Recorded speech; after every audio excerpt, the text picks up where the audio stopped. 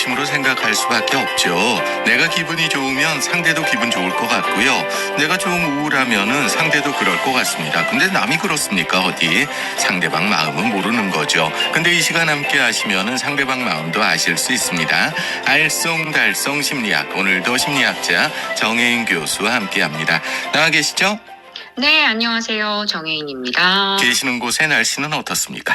아주 매우 화창합니다. 그러니까요. 아니 날씨가 사람 마음에 끼치는 게 제일 큰 것 같아요. 그렇죠. 일조량에 따라서 우울증과도 굉장히 깊은 연관이 있으니까 일조량이 얼마나 좋으냐에 따라서 우울증 환자가 줄어드는 것은 매우 당연한 거고요. 또 날씨에 따라서 기분이나 내 마음 상태도 굉장히 많이 달라지지 않습니까? 그렇죠? 그러니까요. 예. 네. 태양이 저야 저 그냥 있고 싶어서 있는 거겠지만은 참 고마워요 보면. 네. 자, 오늘은 어떤 이야기 할까요? 오늘은 출생 순위와 지능의 관계에 대해서 이야기를 좀 해보려고 합니다. 출생 순위와 지능의 관계 이게 뭘까요? 그러니까는 첫째, 둘째, 셋째, 넷째 이렇게 아이들이 있으면 그 지능하고 상관이 있다는 겁니까? 네, 맞습니다. 네, 이 이야기를 들으시면서 아마 나의 형제나 자매를 떠올리셨을 수도 있지만 부모 입장이 되어서 큰아이와 작은아이를 떠올리셨을 수도 있을 거예요. 예. 제가 이 주제를 가져온 것은 사람들이 지능에 대해서 오해를 좀 하고 있다는 것을 말씀드리기 위함입니다. 예. 혹시 지능의 평균이 몇 점인지 알고 계시나요? 평균이 한 120 정도 되지 않을까요? 아닌가요? 사실 지능의 평균은 100점입니다. 100점이요? 네. 예. 그래서 우리가 농담처럼 저런 두 자리 같은 녀석이라고 하지만 지금 바깥에 나가서 만나실 수 있는 사람들 중에 50%는 두 자리 지능을 가졌고 예. 나머지 50%는 세 자리입니다. 네. 그리고 내가 두 자리라고 해도 사실 지능의 평균인 100점을 기준으로 90점에서 109점 사이면 모두 100점입니다. 네네. 검사하는 날 나의 컨디션이나 검사를 해주는 사람이 어떤 사람인지 또 검사를 받는 장소가 또 얼마나 안정적이었는지 이런 것들 때문에 100점이라고 간주합니다. 그 100 정도 나오면 괜찮은 거네. 한 90 나와도 물론이죠. 괜찮은 거네요. 물론이죠. 다 100점입니다. 세상 사는데 전혀 지장 없습니다. 두 자리 수라도 말이죠. 아니 근데 흥미롭긴 해요. 이렇게 나눠진다니까요. 네. 그리고 좀 더 크게 봐서 110에서 119점 사이는 높은 평균 점수, 그리고 80에서 89점 사이는 낮은 평균으로 분류를 합니다. 예. 이렇게 평균 점수 100점을 기준으로 플러스 마이너스 15점, 그러니까 85점에서 115점 사이에 한 70% 정도의 사람들이 전부 다 속할 것이다 라고 가정하는 이런 통계적인 산출 방식을 적용하기 때문에 이렇게 말하는 것이 가능해집니다. 네, 여기까지 좀 잘 따라오셨으면 예. 출생 순위에 따라서 지능이 유의미하게 다른가라는 이 질문에 아닌 것 같은데라고 대답하실 수 있지 않을까 싶습니다. 제 생각이 그래요. 출생 순위하고 네. 무슨 상관이 있나 싶거든요. 네. 만약에 제가 출생 순위에 따라서 성장 발달에 어떤 방식으로든 영향을 줄 거다라고 얘기를 한다면 요거는 좀 그럴 수 있을 것 같다라고 생각하실 수 있을 거예요. 그렇죠? 그러니까 아무래도 부모 입장에서도 첫째한테는 어설플 거 아니에요. 처음이니까. 네. 그런 부분도 있죠. 저는 제 생각은 그래요. 둘째, 셋째로 네네. 갈수록 더 잘하지 않을까 싶기도 하고 그리고 네. 지능보다는 성격이 달라지지 않을까 그런 생각이 들거든요. 네, 맞습니다. 네. 지금까지 연구한 결과 서열상으로 첫 번째 태어난 아이가 사실은 지능에 대해서는 또 생각을 좀 해볼 때는 언어를 좀 더 유창하게 구사하고요. 좀 덜 충동적이지만 더 활동적이고 학업 수행은 높아서 대학에 가는 것을 더 좋아하고 그리고 성취에 대한 욕구가 매우 강한 경향이 있다고 합니다. 예. 물론 이거는 연구 결과죠. 네. 그렇지만 미국의 우주 비행사 23명 중에 21명이 첫아이다라는 사실에서 그럴듯한데 그런가? 라고 또 사람들이 생각을 하지만 요거는 일반적인 경향성인 것이지 모든 사람들에게 무조건 해당된다? 이렇지는 않습니다. 제가 첫째거든요. 그러시군요. 저는 활동적이지도 않고 학업 수행이 높지도 않고 명확하지도 네. 않고 저한테 숨겨진 누나나 형이 있었나? 저 첫째 그것보다는 제가 볼 때는 부모님 변인이 더 클 것 같습니다.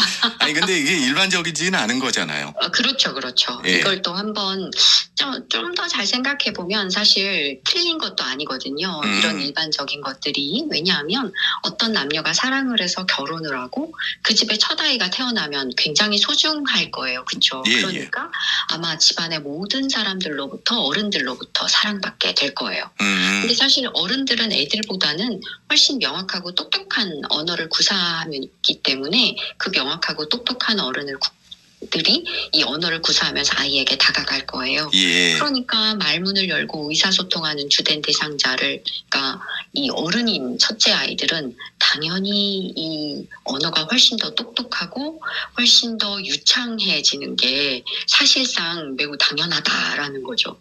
그래서 일반적으로 첫째 아이들을 보면 언어를 좀 잘 구사합니다. 지금 현재 첫째 아이라고 말씀하셨는데 지금 아나운서를 하고 계시니까 그렇지 않을까요? 네, 저는 첫째 이제 아이는 아니고 어른이고요. 아니 네. 근데 그게 맞는 것 같아요. 저는 언어가 사람의 생각을 만든다고 여기거든요. 네네네. 그러니까 첫째 그렇죠. 아이들은 어른에게서 언어를 배우게 되니까 그게 생각까지 이어지기 때문에 아무래도 첫째 하면은 좀 뭐랄까요, 어른스럽고 이런 게 있지 않나 하는 게 금방 생각이 들었거든요. 맞습니다. 이런 어떤 그 덜 충동적이라는 것도 이런 맥락에서 좀 비슷하고 당연한 결과거든요. 예. 어른이 된다는 것은 사실은 굉장히 많은 어려움을 알아가는 것이기 때문에 일반적으로 할 수 없는 것과 할 수 있는 것의 구분을 조금 확실하게 알죠. 그리고 어떤 게 힘든지 어떤 게 어려운지 그것도 또 명확하게 알고 있어요. 예, 예. 그러니까 만약에 어린 아이가 어른들 사이에서 무언가를 막 시도하려고 하면 어른들은 그 아이가 그걸 막 시도하려고 가만두지 않을 거예요. 그리고 또 뭐든 좀 더 많이 대신해 주려고 할 거고 더 많이 도와주려고 할 겁니다. 네. 그리고 또 좀 더 많이 위험해 안 돼 라고 경고할 거예요. 그러니까 당연히 아이들이 용수철처럼 충동적으로 튀어나가는 걸 어른들은 그냥 두지 않겠죠.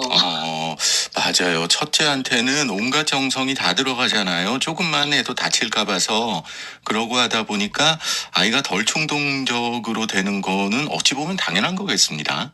맞죠. 그리고 또 활동적이라는 것도 또 마찬가지예요. 예. 어른들 사이에서 아이가 무언가 하려고 하면 굉장히 좀 어른들은 반길 거예요. 그렇죠?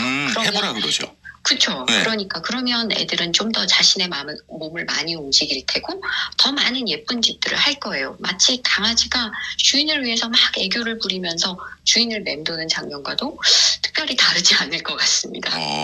아이들 그런 것 같네요. 진짜 첫째한테는 이거 해봐라 저거 해봐라 노래해봐라. 어른들도요. 뭐 설날이나 추석이나 명절에 한번 와도 기억 속에 첫째에 대한 기억이 제일 오래 있는 것 같아요. 맞습니다. 그래가지고 얘 어디 갔어? 뭐 이러고. 네. 이렇기 때문에 이렇게 자란 아이는 학업 수행이 당연히 높아질 거고 좋은 대학에 가고 싶어 하겠죠. 예, 예. 그리고 또 어른들은 첫째가 뭘 하면 당연히 엄청 잘했다 할 겁니다. 그렇죠? 네네. 그리고 또 이런 아이들은 인정받고 싶기 때문에 더 많이 노력할 거고 노력하면 그것에 대해서 보상이 따른다 하는 것도 알게 될 겁니다.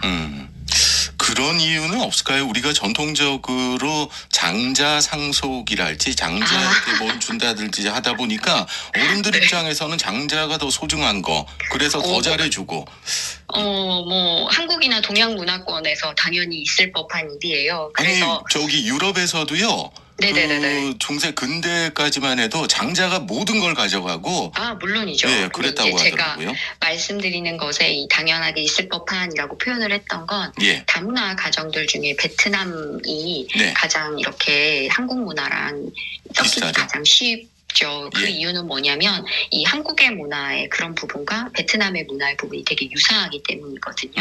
그러니까 이러한 출생 순위와 이러한 관계 안에서도 이 장자에 대한 어떤 문화는 유사하게 아마 가지 않을까 싶습니다. 예, 그 생각이 들더라고요. 근데 네. 첫째 아니고 둘째, 셋째한테도 요즘은 다 똑같이 하지 않나요? 네, 맞습니다. 그러니까 어찌 생각을 해보면 이 출생 순위와 지능보다는 내가 몇 번째 아이가 되는가 보다는 어떤 환경에서 자랄 수 있는가 이것이 훨씬 더 중요한 부분이고요.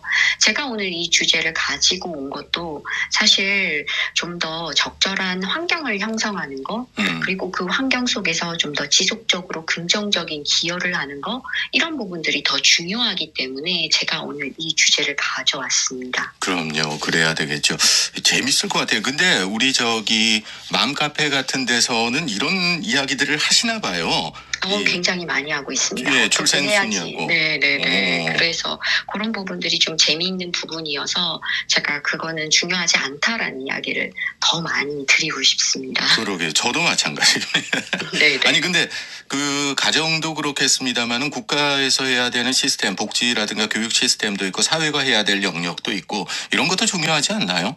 물론이죠. 그렇기 때문에 제가 이 지능에 대한 부분보다는 이 사회생활에서 훨씬 더 많은 기여를 해야 된다라는 것을 가져오고 싶었습니다. 그래서 더 높은 직접 역량을 가지려고 한다면 그것을 제공받을 수 있는 환경을 형성을 잘 해줘야지 된다는 것입니다.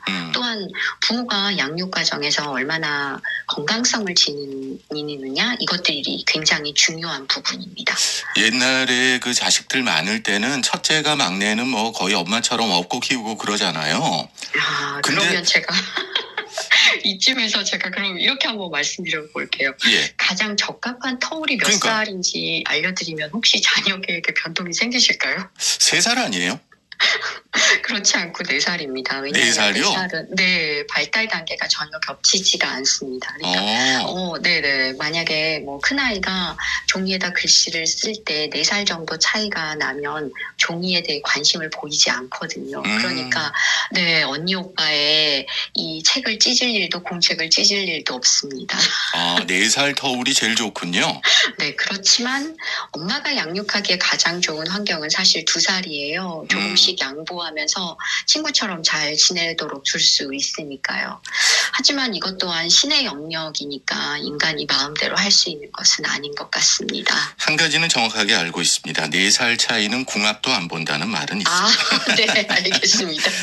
자, 오늘은 출생순위와 지능 상관없습니다. 그 아이디어 드렸습니다. 알쏭달쏭 심리학 정혜인 교수와 함께했습니다. 오늘 감사합니다.